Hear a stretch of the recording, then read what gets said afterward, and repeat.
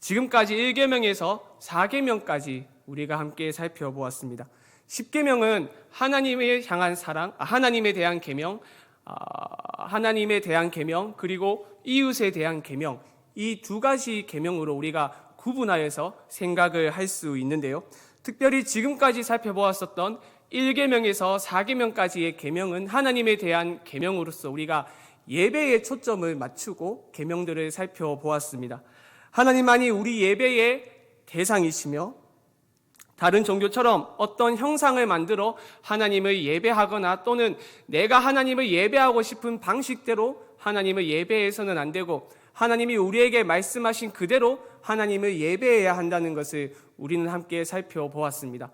그리고 하나님을 예배할 때는 마음과 뜻과 정성을 다하여서 하나님을 예배해야 되며 특별히 일주일 중에 하나님께서 정한 하루를 우리가 기쁘고 존귀한 날로 여겨서 하나님을 예배해야 한다는 것에 대해서 우리가 함께 살펴보았습니다.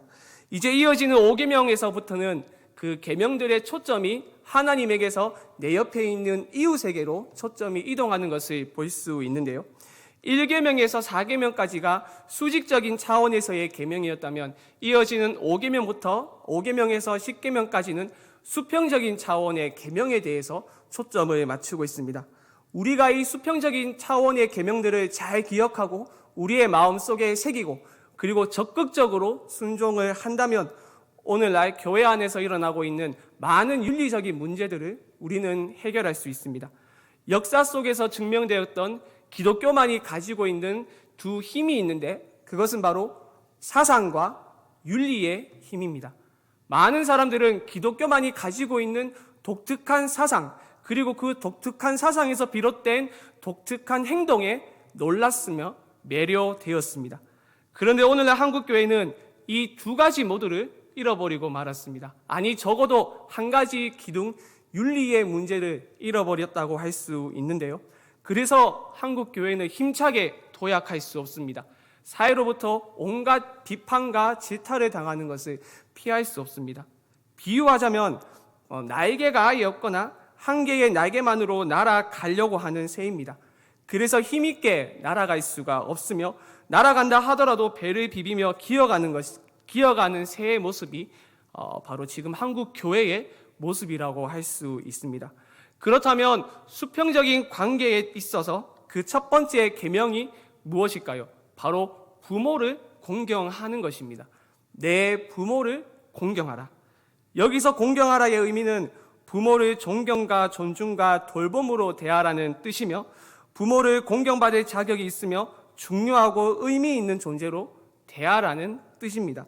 성경은 이웃과의 관계를 설명하는 첫 번째 계명으로 부모를 공경하라라고 말함으로써 어떻게 보면 효의 윤리를 강조하고 있다고 생각할 수 있습니다.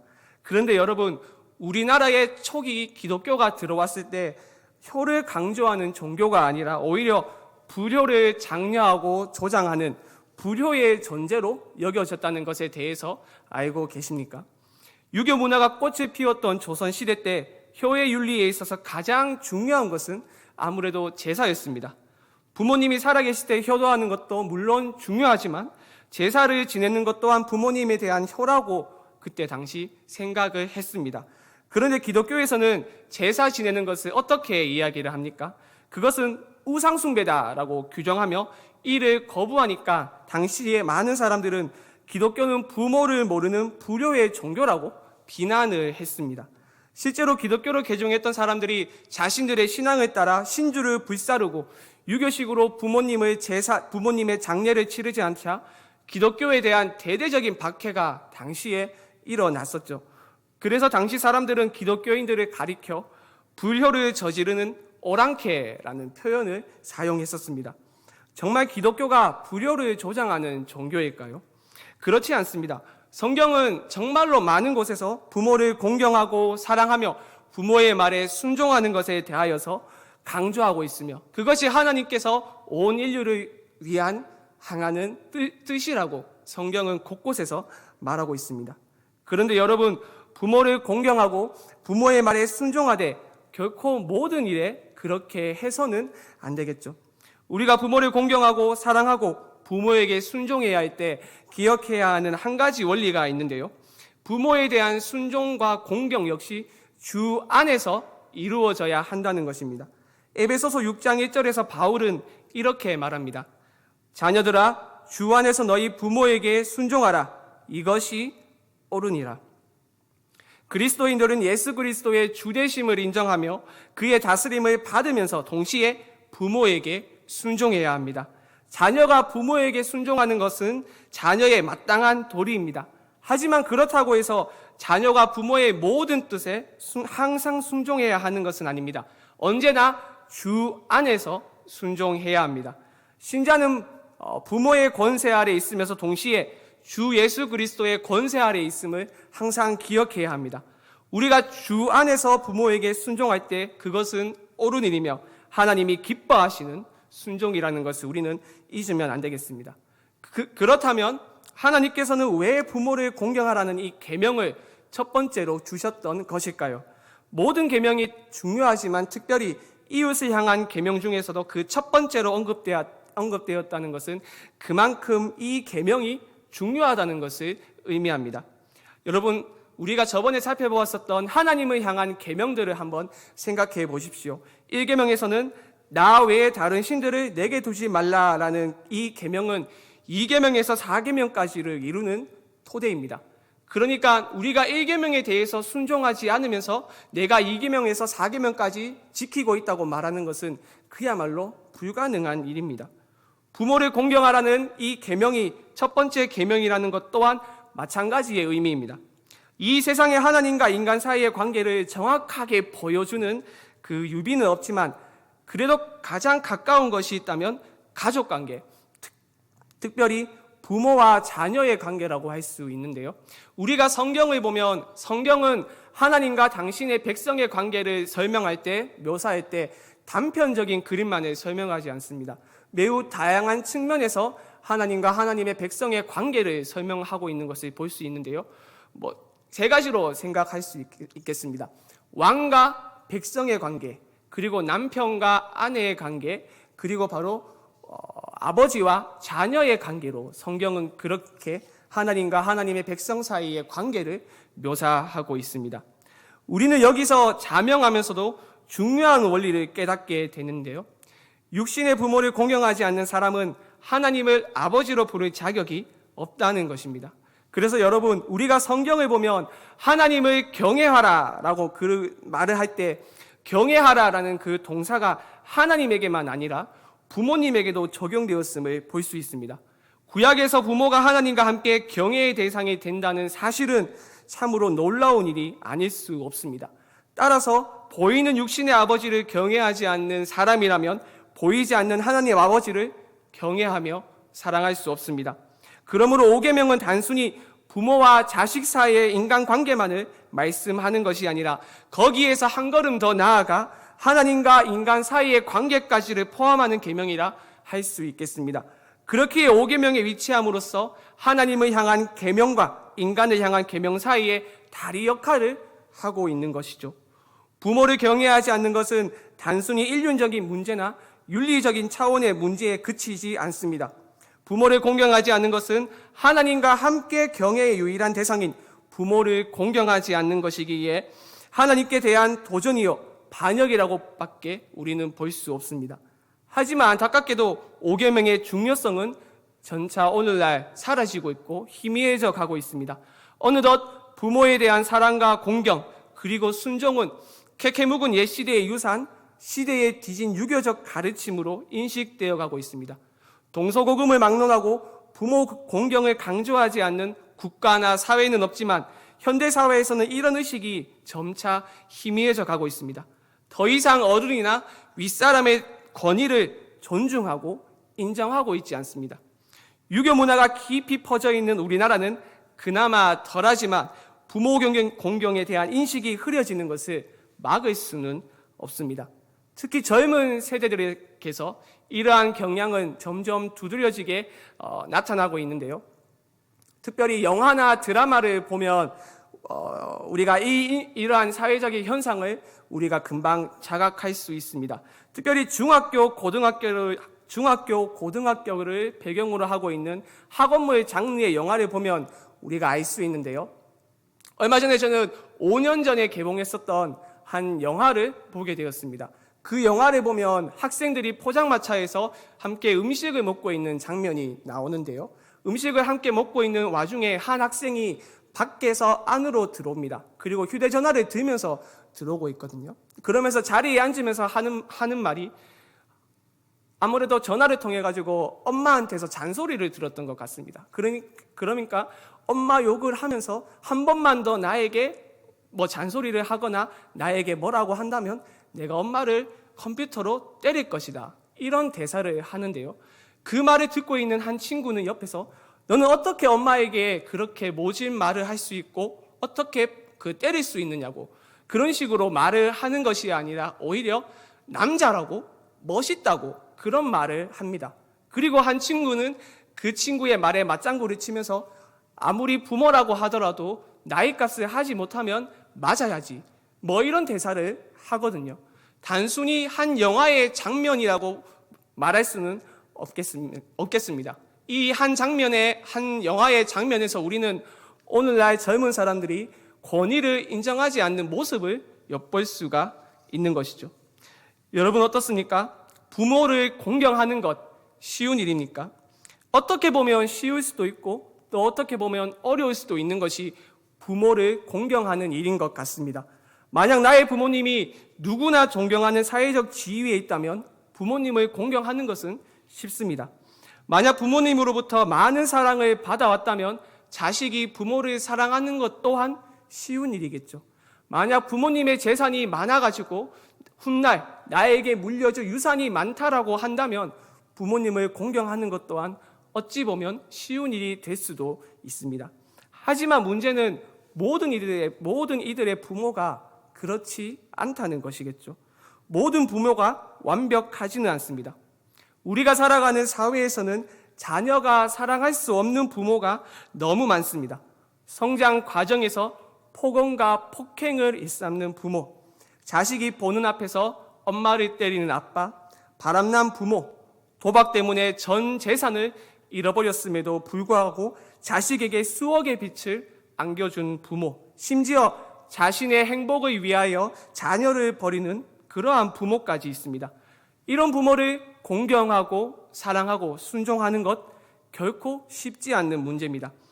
몇 해 전에 어느 언론기관의 설문조사에 의하면 10대에서 20대의 젊은이들이 약 78%가 자기 아버지가 밉다고 대답하였으며 또 그중 절반에서는 내가 만약 다시 태어난다고 한다면 나는 절대로 지금의 부모님 밑에서 태어나고 싶지 않다라고 답변했다고 합니다.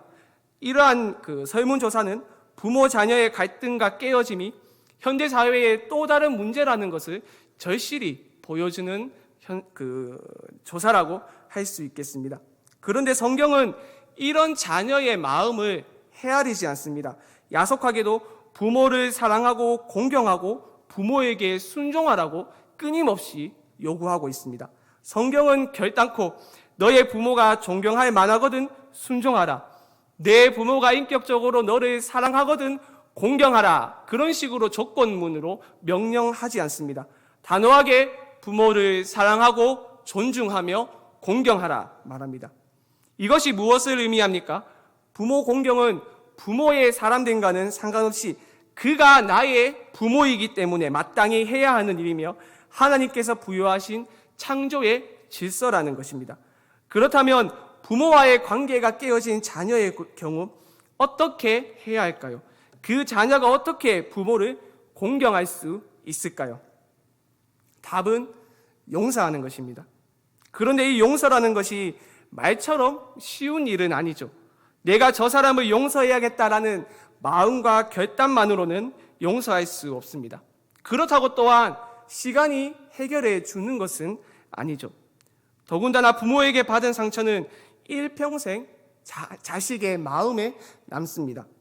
부모가 자식에게 받은 상처는 흘러가는 물에 새긴 글씨와 같아서 부모의 마음속에서 쉽게 잊혀지지만 자식이 부모에게 받은 상처는 돌에 새긴 글씨와 같아서 긴 세월이 흘러도 절대 지워지지 않습니다.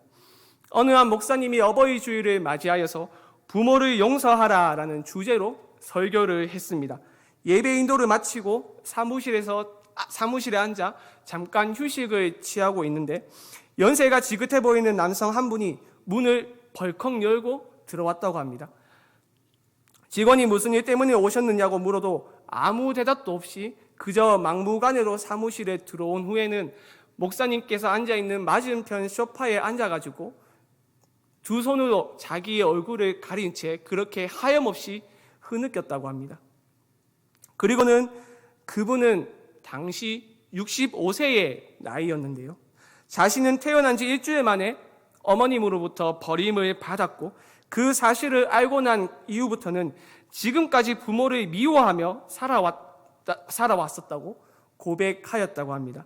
그런데 그날 부모를 용서하라라는 설교를 듣고 나니 그동안 자신이 하나님의 마음을 너무나도 아프게 했다는 사실에 마음이 너무도 괴로워 찾아왔다는 것입니다.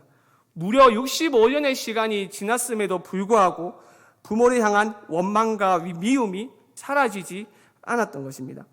세월이 수없이 흘러 이제 손주를 보고도 남을 그러한 나이가 되었지만 그의 마음속에는 갓난아이 때 버려진 기억이 남아 있었던 것입니다. 용서는 결코 시간이 해결해 주지 않습니다. 용서는 끊어진 사랑의 관계를 회복시키는 유일한 길입니다. 그런데 그 용서는 그 사람 안에 있는 사랑의 힘이 없다면 이루어지지 않습니다. 두 사람 사이에 문제가 생겼을 때 더 많이 이해하고 용서하는 사람은 상대방과의 관계를 계속하고자 하는 욕망의 크기가 더 큰 사람입니다. 그렇기 때문에 사랑의 크기가 더 큰 사람에 의해서 그 관계는 지속됩니다. 그래서 우리에게는 사랑이 필요한 것이죠. 그런데 이 사랑도 우리 내부에서는 찾을 수 없습니다. 우리는 다른 사람을 사랑할 수 있는 힘이 우리 안에는 없습니다. 타락 후 인간은 오직 자기 자신만을 사랑할 뿐입니다. 그렇기에 우리에게는 외부에서 우리에게 오는 사랑의 힘이 필요한데 그것이 바로 하나님의 사랑입니다. 성경과 교회 역사 속에서는 비상하리 마치 하나님을 깊이 사랑한 특별한 인물들이 있습니다. 이 사람들의 공통된 특징은 하나님께로부터 깊은 용서를 경험하였다는 것입니다. 하나님께로부터 경험한 용서의 깊이는 곧 하나님의 사랑의 깊이였습니다. 하나님의 사랑을 맛볼 때 우리는 사랑하기 어려운 사람을 사랑할 수 있는 그 힘을 공급받게 됩니다. 머릿속으로는 저 사람을 사랑해야 한다고 생각하지만 실제로 사랑하지 않는 것은 그럴 힘이 없기 때문입니다.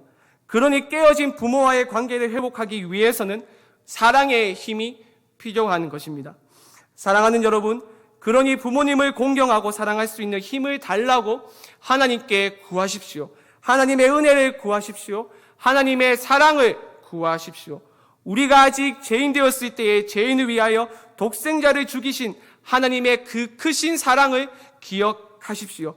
그리고 하나님의 그 크신 사랑으로 여러분에게 상처와 고통을 안겨준 부모를 용서하십시오. 그리하여 하나님의 나라의 통치가 여러분의 가정에 임하기를 바랍니다. 또한 우리는 현실을 마주할 용기가 필요하며 우리의 현실을 결코 부정해서는 안 됩니다. 내가 도저히 용서할 수 없고 사랑할 수 없는 부모도 하나님께서 보내주셨다는 믿음, 하나님의 섭리 안에서 일어난 일이라는 것을 우리는 깨달을 수 있어야겠습니다. 종교개혁자 칼빈은 이렇게 이야기를 했습니다. 꽤 길지만 제가 읽어보겠습니다. 만약 당신이 당신의 아비에 대해 다음과 같이 말한다면 그것은 아주 부적절한 일이 될 것입니다. 오, 저자가 내 아비래. 그는 전혀 아버지답지 않아. 그는 결함투성이야 라고 말입니다. 그럼에도 불구하고 그는 여전히 당신의 아버지입니다. 당신이 모든 것을 무시하려는 것이 아니라면, 그리고 자연의 질서를 폐지하려는 것이 아니라면 당신은 당신의 아비가 아버지라는 칭호를 갖고 있다는 이유만으로 그에게 순종해야 합니다. 만약 당신이 하나님이 세우신 질서를 무가치하고 아무 의미가 없는 것으로 여기려는 것이 아니라면 당신은 당신의 아비를 있는 그대로 공경해야 합니다. 어째서 그렇습니까? 그것은 당신에게 부모를 공경하라고 명하시는 바로 그분이 현재의 당신의 부모를 당신에게 보내셨기 때문입니다.